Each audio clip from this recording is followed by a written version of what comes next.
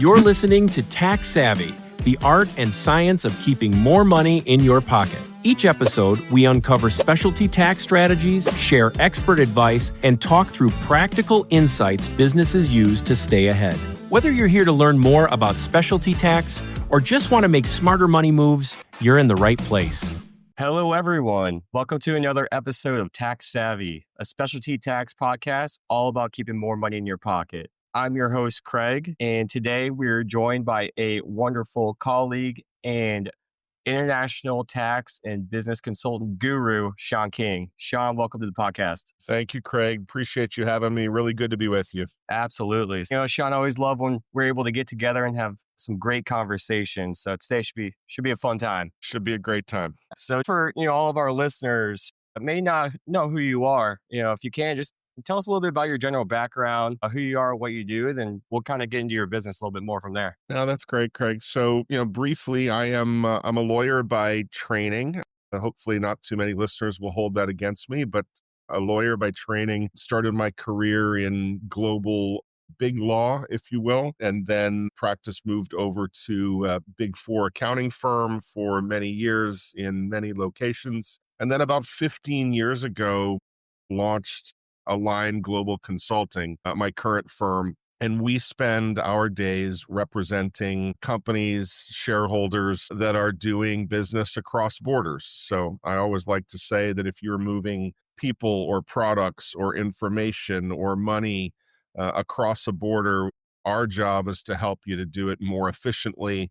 And as you said at the top of the program, Craig, keep a little bit more money in your pocket. So, what prompted you to go out and start your own firm? So I was growing sort of disenchanted with the big firm model.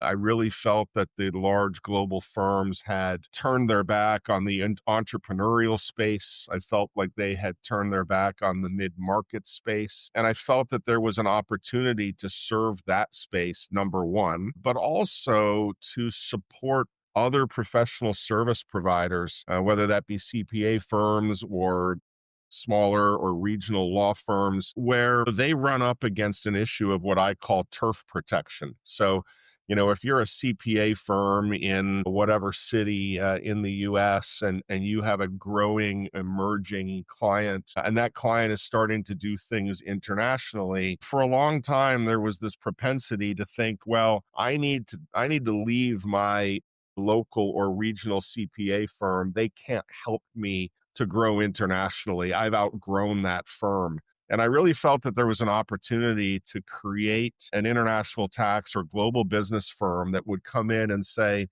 no, regional CPA firm, we can help you to keep that work. We can help you to protect that turf. And you don't need to lose that client because as we both know, Craig, the minute that client goes off to a Big Four firm for advice on international, the next thing you know, all the other work goes with it.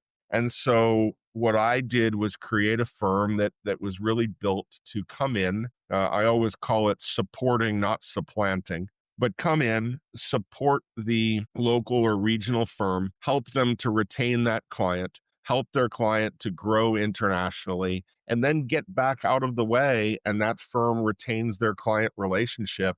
And so they've been able to keep the relationship, and the client hasn't run off to some global firm where they're going to get the B or C team if they're lucky, and they're going to get grossly overcharged for B or C team service. And that was 15 years ago, Craig, and it's really validated. I mean, you look now in the last couple of years with some of the struggles that you see at Big Four firms in particular. You see had a very public, embarrassing event in Australia, and there are criminal charges associated with that now. And I think one of the challenges with the global firm these days is that they are these behemoth organizations where one office is forced to work with another office. And they might never have met those people, might never have spoken with those people, but they're doing business from whatever town or city in the US to whatever other city abroad, and they're forced to collaborate, but have no genuine collaboration because they don't know each other, they don't trust each other. And so what we do is we provide resources through our trusted alliances that go back, for me, over 25 years. So I'm not beholden to any firm anywhere in the world. I'm going to bring to my client a resource overseas that is tried and tested, but I'm going to bring that resource because they're really good at what they do, not because I'm forced to bring that resource to my client. And so my initial proposition 15 years ago has, I would like to say, has validated and in many cases has been amplified here in recent years. You look at the, public accounting world right now, talent is a very big issue, right? Where you're just unable to go find a lot of people, especially with your skill sets. And it could be almost an impossible challenge for these, local and regional firms. And, a lot of times it doesn't even economically make sense, even if they can go find the talent. So it's, as you guys are essentially acting, say as the international department for a lot of these firms. Now, is there a specific types of like service offerings that you guys specialize in, or is it more just a broad offering of being able to help them essentially with whatever they need from a global perspective? Well, it's broad, Craig, from the standpoint that we can indeed help them with whatever they need from a global perspective, but it's narrow from the standpoint that we have verticals within the practice. So we have a global expansion practice that is what it sounds. It helps companies moving both inbound and outbound. So you're a U.S. company expanding outside of the U.S., or you're a non-U.S. company coming into the U.S. We provide complete soft landing services around that. So it's not just tax, it's legal, it's HR, it's banking, it's immigration. So we can advise a client on the best way to establish their business overseas. We can help them to incorporate the entity so we can actually do the incorporation work. We can provide resident directors and board members and officers. We can provide, obviously, the tax counsel around all of that.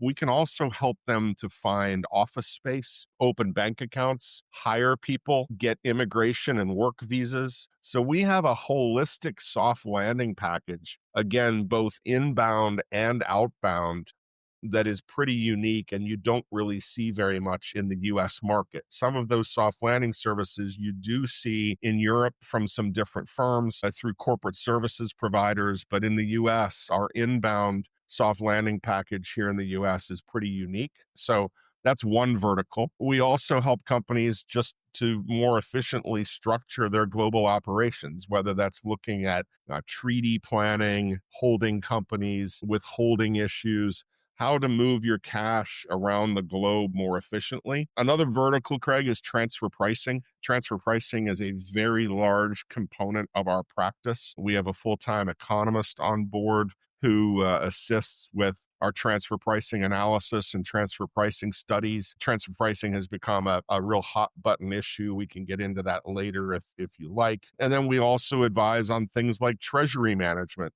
foreign exchange exposure, and how to mitigate foreign exchange losses, how to talk about cash pooling or cash sweep arrangements across different currencies or jurisdictions. So a long way of saying, Craig, yes, broad service offering that, again, if you're a company doing anything globally, we can assist you to do it more efficiently. But within that broad service offering, we have very distinct verticals that are designed to get to the root issue and try to solve that problem. So, in an easy, concise way, you guys do it all. You mentioned a little just a second ago, but maybe there was some hot topics or some things you guys are seeing more often than not right now from firms in the international world. I know the one big beautiful bill has been quite the hot topic, at least in our world, in terms of specialty tax. But I would imagine it's the same for you. It is, Craig. It's exactly the same in our world. The one big beautiful bill has caused a lot of conversation, for what it has done, and in some respects, what it didn't do. In what it didn't do, there was this proposed Section 899, which would have created sort of an Uber withholding tax on distributions going outbound from the U.S. to a non-U.S. recipient. that did not come to fruition in the bill. But I can tell you, up to the final hours of the bill, it caused a lot of noise. It caused a lot of concern among clients, potential clients. There was worry that it was going to have somewhat of a chilling effect on inbound investment into the US. So the One Big Beautiful Bill, noteworthy for us and for our client space, as much for as what it's done as for what it didn't do. And so that provision dropping out of the bill was noteworthy and has opened up some opportunities for clients. But of course, what the bill has done has also changed some things that came in to law under what I call, Trump 1.0. And that's changes to the GILTI regime, changes to the foreign derived income regime. So a lot of conversation with clients and prospective clients these days around what the bill has done and what it hasn't done. The other item that we have regular conversations with clients on, Craig, is the OECD's Pillar 2 arrangement. That's a lot of people know that as the global minimum tax initiative. That gets a great deal of attention. What does that mean for a multinational company that's operating in multiple jurisdictions around the globe? Is there going to be a top-off tax of some sort? How is that going to be administered? How would that be tracked? How would I report for it? How might it affect my global effective tax rate? And, I always caution US multinationals, sorry. I always caution them that just because the US has not signed on to the global minimum tax initiative yet, nor might it ever, uh, that's not to be confused with thinking that it doesn't impact a US multinational company. So we have those conversations regularly where we are counseling US multinationals to understand the fact that even if the US parent company is not directly impacted by the global minimum tax, that initiative is indeed being implemented in various countries around the globe, and it can impact your affiliate entities. So indirectly, or even inadvertently, it can have an impact on the overall global tax posture of a US multinational. So those are some things that we have regular conversations about. Of course, I'd be terribly remiss in not mentioning tariffs, unless you've been hiding under a rock somewhere. You've heard all about the global trade war, which seems to be a moving target on a day-to-day basis. But we are having literally daily conversations with clients around the impact of tariffs. We've seen a number of byproducts associated with that. We've seen companies that have changed their global supply chain, so they're sourcing goods or components, even end product, from different jurisdictions than they had previously. They are maybe rerouting their supply chain to move components through different jurisdictions or different warehouses to mitigate some of the impacts of the tariffs. And when you do that, you inherently create transfer pricing issues. So, I mentioned earlier transfer pricing being a big piece of our practice. Whenever a multinational company changes its supply chain,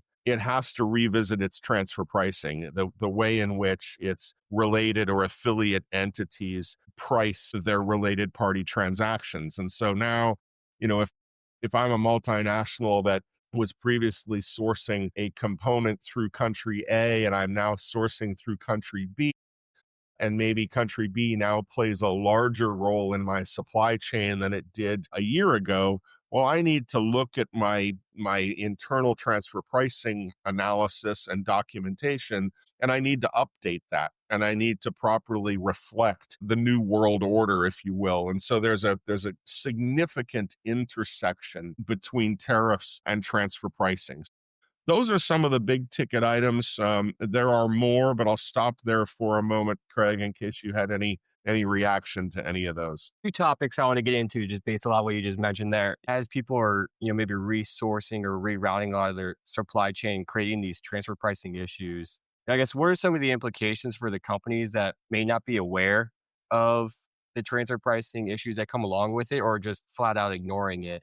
What are some things that they should maybe be aware of if they're not paying particular attention to the correct way of maybe filing those forms or the correct way of calculating what needs to be done there? Great question. So, transfer pricing is not some wildly esoteric or academic thing. It is real because it's reflected in compliance obligations that taxpayers have around the globe. So, in the US, if you're a US company that has a non-US parent, you are reporting related transactions with that non-US parent on an IRS form 5472. If you're a US company with a non-US subsidiary, you're reporting transactions between you and that non-US subsidiary on IRS form 5471. So there's a legitimate paper trail filing obligation here. And that's just a US example. There are examples in Canada, the UK, there are examples all around the globe where you literally have to put a number in a box and hit submit, if you will, Craig, to report your related party transactions. And what happens when you do that is you are effectively presenting to the respective government your transfer pricing posture.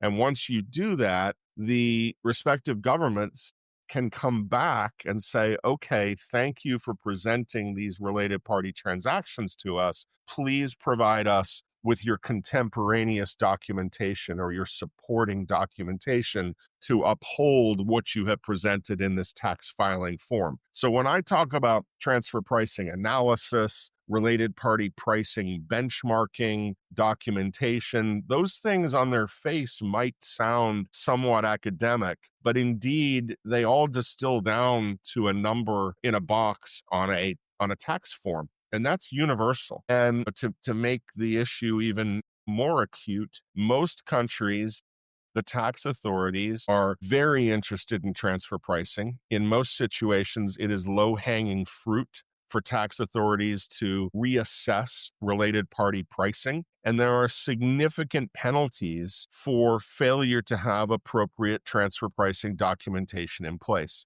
And so if you have companies that are not already engaging in appropriate transfer pricing documentation, I would submit to you that they are at risk. They are facing exposure. And if you have companies that have existing transfer pricing documentation in place, but have recently changed, as you said, their supply chain methodology as a result of the tariff situation, then that needs to be revisited immediately because there is an affirmative obligation for the backup documentation, the contemporaneous documentation to indeed be contemporaneous. So you can't change your supply chain and rely upon transfer pricing documentation that in some cases 2, 3, 4 years old. So it's a significant issue. It's real. It's trackable. It's findable by the tax authorities. And as I said, one of the biggest concerns is there are significant penalties for failure to properly comply. Absolutely. And I'm assuming that those are all things that you can help support firms with? We do. We do that on a global basis. As I said, our transfer pricing team is quite active, regardless of where you might feel about the current administration or the tariffs or the global trade war. We try to be agnostic there on our political views, but I will tell you that it's been good. It's been good for our business selfishly in terms of our transfer pricing practice because we've just seen so many companies this year change their supply chains and their supply chain methodology. And we've seen it in many different ways, Craig. We've seen, as I said, we've seen companies source goods or components or products, from different places than they did previously. But we've also seen a massive influx in inbound investment to the US. So we have seen numerous companies establish new US operating companies where the US company imports the product, resells into the US marketplace. So we've seen a great deal of that this year, which is where, again, our soft landing service comes into play, where we can incorporate the U.S. entity. We can provide bank account opening services. We can provide HR, immigration support across the board, all under one roof, one package. And so where we've seen companies establish new U.S. enterprises as a direct result of the tariff war, we're able to support there as well. And then I think the other place where we pivot back to more, tax advisory, you're seeing a number of US multinationals reshore some of their operations. So US multinational might have established an operating company in Ireland or Switzerland or wherever that might be years ago, and they've decided to wind that company down and bring those offshore operations back to the US. Those have significant ramifications when you reshore those activities. From a U.S. perspective, in many cases, the IRS says, well, wonderful, welcome home. Here's a thank you card. But in the local countries, you could be facing exit taxes, capital gains taxes by leaving the local country, the local jurisdiction. So reshoring, as much as that's becoming somewhat of a popular trend or certainly a popular topic, is not for the faint of heart itself, because there are numerous local country considerations to think through if you are intending on winding down or a non-U.S. Activity or operation and bringing that activity back to the U.S. You beat me to the punch on the second thing I wanted to talk to you about.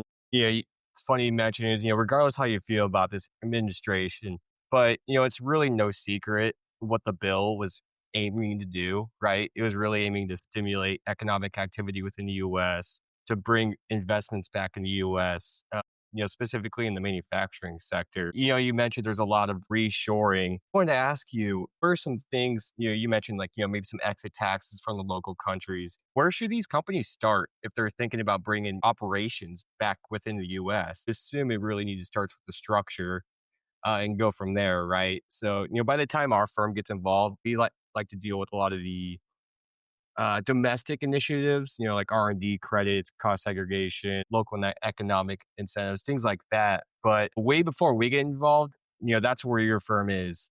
So what are you guys doing to help these companies not only exit another company, but bring it back to the US? Yeah. So, and your comment's spot on, right, Craig? I mean, again, where regardless of where you sit on sort of the political spectrum of it, I've always felt that our job is to, as I said, be agnostic, have no views there. We're do what we're called upon to do by our clients, right? But there's no denying that inbound U.S. investment at the moment is exceptionally high. And like it or not, like the tariffs or not, like the way we're getting to that result or not, that's a debate and a conversation for another day. But to some extent, those initiatives are working because the numbers don't lie, and there's a significant influx of inbound U.S. investment at the moment. And so we have to be prepared to onboard those clients and support those clients with that activity. And so to your point, what do? We normally take those engagements in a two-step or two-phase process, Craig. So phase one is really the feasibility analysis. It's to say, okay, why do you want to move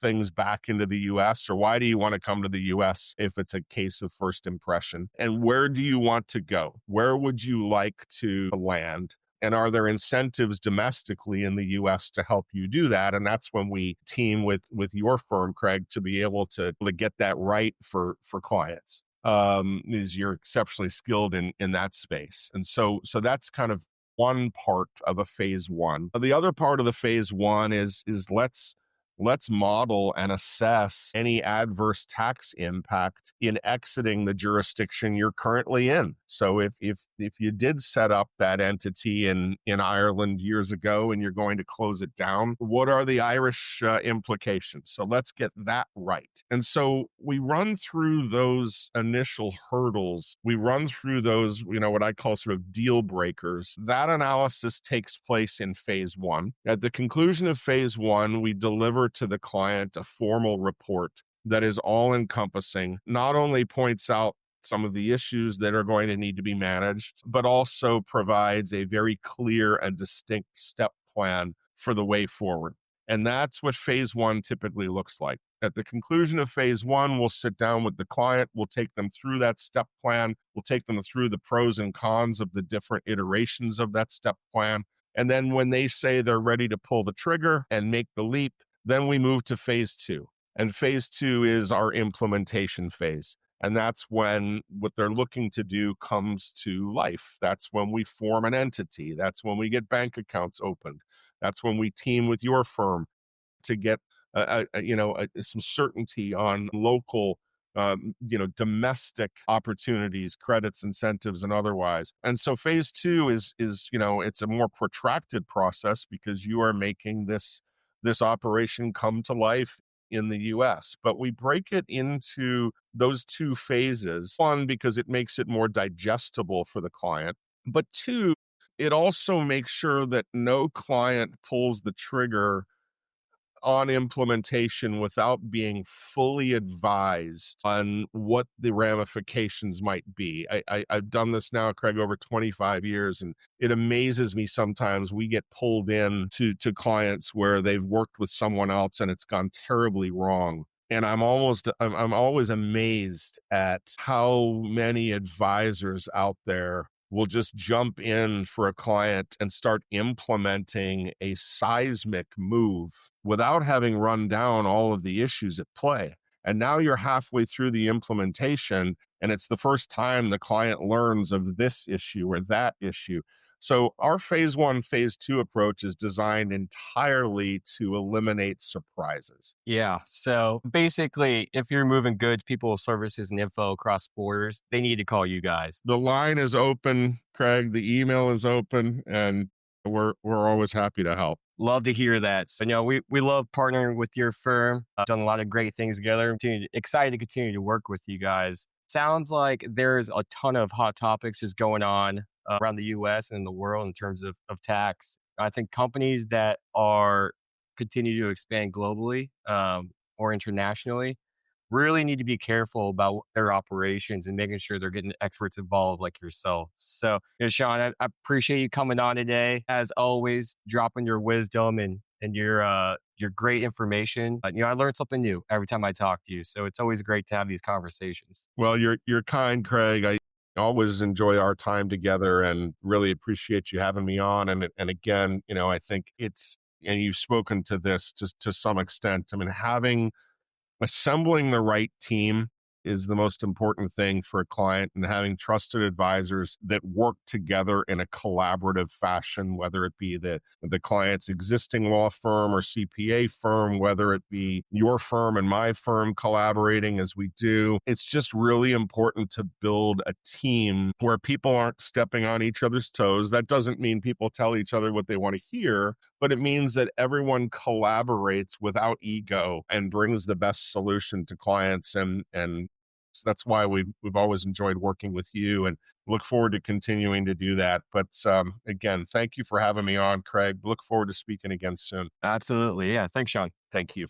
You're listening to Tax Savvy, the art and science of keeping more money in your pocket. Each episode, we uncover specialty tax strategies, share expert advice, and talk through practical insights businesses use to stay ahead.